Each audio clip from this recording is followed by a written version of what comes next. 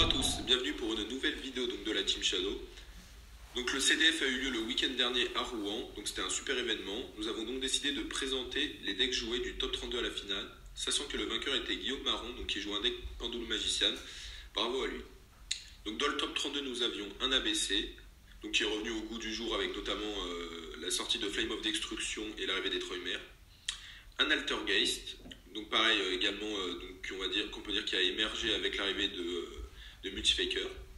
Donc 10 trous Draco avec Amano Iwato, un Calice du Monde, un Dino Shadow, 5 Farstar, 5 mecs invoqués, un Mermail.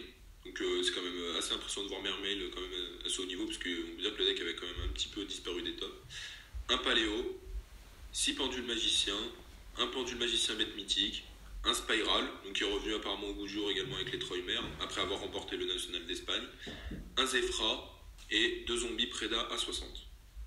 Donc à la vue du top 32, on peut dire quand même que le format est particulièrement diversifié, avec tout de même 14 decks différents, même si quand même on peut voir que Trou Draco et Magician sont quand même toujours les decks les plus présents, avec quand même 10 pour Trou Draco et 7 pour Magician. Donc les decks incontournables du format ils sont toujours donc bien présents quand même, avec Trou Draco, Pendule, 60, Trickstar et Mec Invoqué, même si quand même on peut voir qu'il y a quand même beaucoup d'autres decks qui ont créé la surprise. Je pense quand même que Flame of Destruction a pu redistribuer les cartes.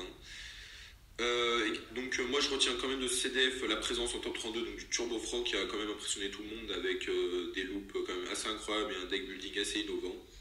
Donc malheureusement la route s'est arrêtée quand même très bêtement pour lui, car il a perdu le top 32 en bannissant tous les crapauds samouraïs avec Peau des Désirs. Donc s'il avait eu un peu plus de chance, je pense qu'il aurait pu même aller encore plus loin. Donc ensuite il y a également la présence du top Spiral qui m'a quand même... Enfin du Spiral excusez-moi en top 32 qui était quand même très surprenante. Donc ce deck semble peut-être être redevenu assez compétitif, notamment avec l'arrivée des Troymer. Donc on peut dire quand même que c'est un top 32 particulièrement, quand même on peut dire surprenant et très très ouvert au niveau des différents decks présents.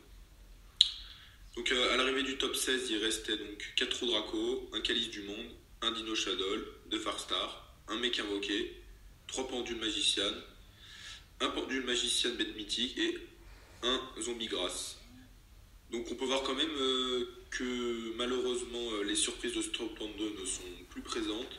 Et on retrouve dans ce top 16, on retrouve quand même un top 16 assez classique, malgré quand même une diversité qui est quand même toujours assez présente. Donc au top 8, on a pu voir que Trou Draco a commencé à disparaître malheureusement avec un seul représentant. Farstar et Mec Invoqué, eux, n'ont pas pu accéder à ce top. Donc quand même, on peut voir que les Trou Draco se sont assez essoufflés au fil des tops, qu'au top 8, il n'y en a plus qu'un seul de présent. Pour le top 4, donc, nous remarquons qu'il a toujours quand même 4 decks différents, donc c'est quand même assez incroyable. Mais la version bête mythique de Magician n'est plus présente. Donc apparemment, on peut voir quand même que la version pure de Magician semble être désormais une version plus adaptée au format. Il y en avait quand même 6 au top 32 et 3 en top 16, contre 1 en top 32 pour Pendu Magicien bête mythique et 1 en top 16. Et donc la finale opposa donc War Chalice et Magician. Donc War Chalice sont toujours très très présents dans le format, après avoir gagné donc l'Y16 de Borou. Donc c'est Magician qui s'est imposé donc, malgré une belle résistance de War Chalice. Voilà, donc l'arrivée ensuite de la nouvelle extension, donc Flame of Destruction, elle a permis à certains decks, on peut voir donc de se booster et d'autres quand même de se relancer. Donc les decks qui se sont relancés, je pense, sont plutôt donc ABC, donc déjà notamment avec l'arrivée des Troymer. Il y en a eu quand même beaucoup en top 64, il y en a eu un en top 32, donc on n'avait plus trop l'habitude de les voir top ces decks, donc c'est pas trop mal.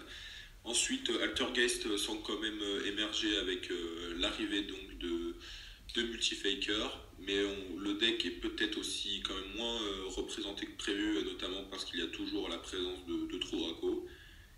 Konami devait faire une ban en avril, mais elle ne semble pas être arrivée. Ils ont posté un message assez récemment en disant que ça devrait normalement arriver après les nationaux américains. Donc malheureusement, même si ce CDF était particulièrement intéressant, il y a 2 points quand même qui nous ont profondément déçus. Déjà, premièrement, nous n'avons pas pu nous y rendre malheureusement pour certaines obligations. Mais bon, le plus important, les plus graves est que certaines personnes malheureusement ont été volées. On a appris que des voitures ont été cassées et notamment une collection complète et notamment un appareil photo et un ordinateur ont été volés. Donc nous souhaitons beaucoup de courage donc à Dragon Blanc 50, à Dragon Blanc 57, excusez-moi, et à la team Xseed. Surtout, n'arrêtez pas, hein, restez fort, toute la communauté Yugi est avec vous. Et je vous conseille d'aller voir notamment la vidéo de Seto Yu-Gi-Oh! Qui explique notamment à peu près ce qui s'est passé et qui nous a beaucoup tous émus et donné du courage notamment face à cette méchanceté. Donc nous vous mettons le lien dans la description. Donc merci à tous d'avoir regardé la vidéo, abonnez-vous, activez la cloche de notification et mettez un grand pouce bleu. Salut!